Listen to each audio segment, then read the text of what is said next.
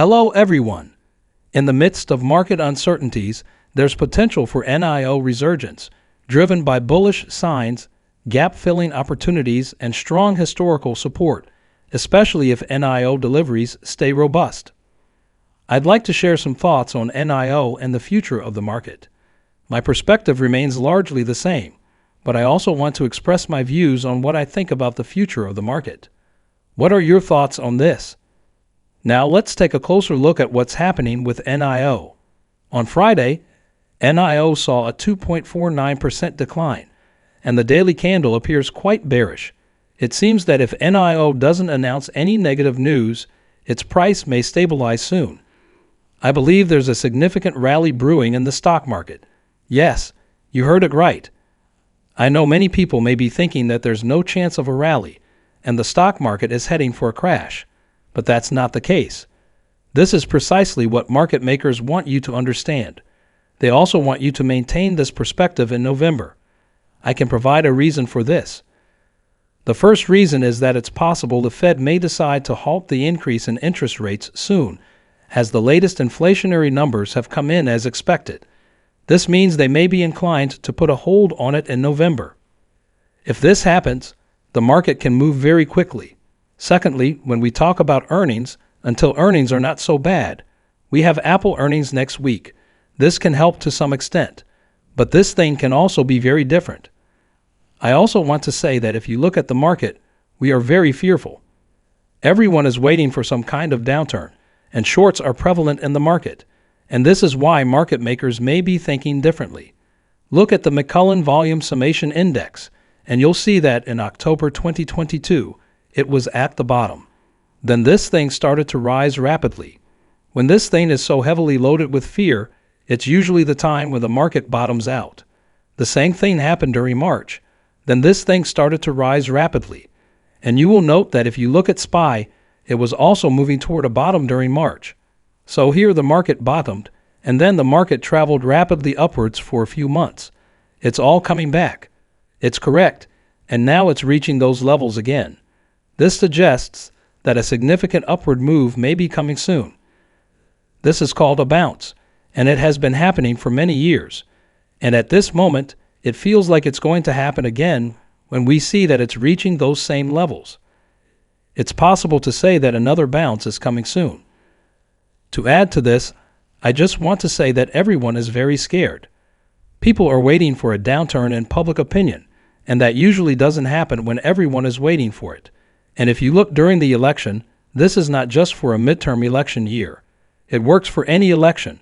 It signals that in the last week of October, the market usually bottoms, and then a very strong run begins for November.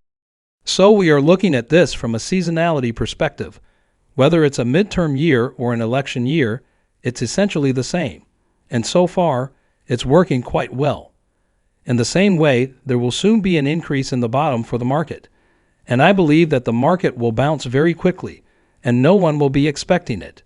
At least very few people will be expecting it. Likewise, from a technical perspective, there is a bullish divergence developing on SPY. I believe that this will ultimately be helpful for many buyers. In the times ahead, we can sell a bit more. Maybe we can sell up to 405, perhaps even 400. There's a gap here that can be filled at 404. And I've been closely monitoring this gap on a daily basis. It's possible that we might soon come to fill this gap at 404 before the buyers come in. There's another gap at 391 as well. I don't really believe that we're going to drop so low, but an opportunity to move from 404 to 405 might be possible.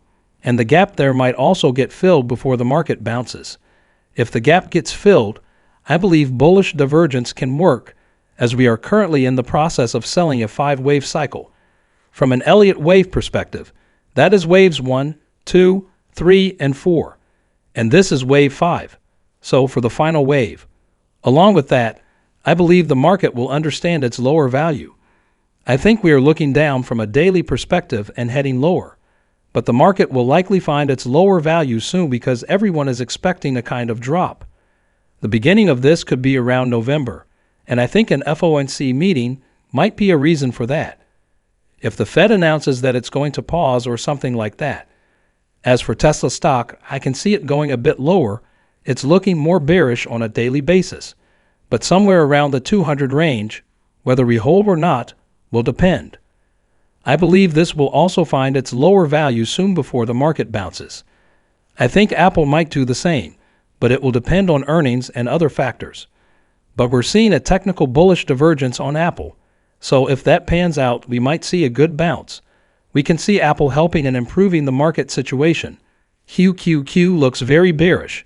We can sell a bit more, but a bullish divergence is developing on MACD, and we are still technically above the 200 EMA. So I believe it can drop lower, but I think buyers will try to save it soon. What does all of this mean for NIO? As long as NIO deliveries aren't poor, as long as they come in nicely on November 1st, I believe NIO can stabilize around $7. I think we could drop to $7, and in the coming trading days, buyers will try to push NIO back up. NIO has these gaps to fill. We have a gap above us at $10.30. The other gap is in the vicinity of $11.57, excluding $14. I believe NIO will fill these gaps and move upwards. Another reason is that I think there's a risk of a rally from November to December because a bullish divergence is developing on the charts. The more the market falls, the more NIO tries to bounce back. Looking at the weekly chart, it seems like NIO is heading towards $7, where there is strong historical support, at least from what we can see. I believe that with time, this support will help push the share price higher. So keep an eye on $7 and see if some buyers step in there. I admit there are short-term downside possibilities for NIO. However, from November to December, I'm heading towards a very good bull run, which may surprise those who are not prepared. Shorting in the market has increased once again, as people repeatedly anticipate a crash, right? If you look at puts and call options right now, we're in a fear mode where we see more and more people buying puts on SPY and taking positions in puts in the thousands. People are trying to bring down the market. People are trying to push up the market. But that's why you need to be very cautious, because if everyone follows the crowd, no one will succeed. The crowd says a crash is imminent. I say there's a chance for a bounce, and I believe that this will be beneficial for NIO as long as deliveries are fine. I think NIO will bounce back nicely within a few weeks or months. It may take some time to get there, but I believe when November starts, it will happen, where their earnings are not only just their earnings, but their earnings and deliveries are not the worst. Okay, so I'm expecting some upside. I still believe that the market will bottom out soon, and I think when people have the least hope, a bull run is coming. Thank you for joining us today.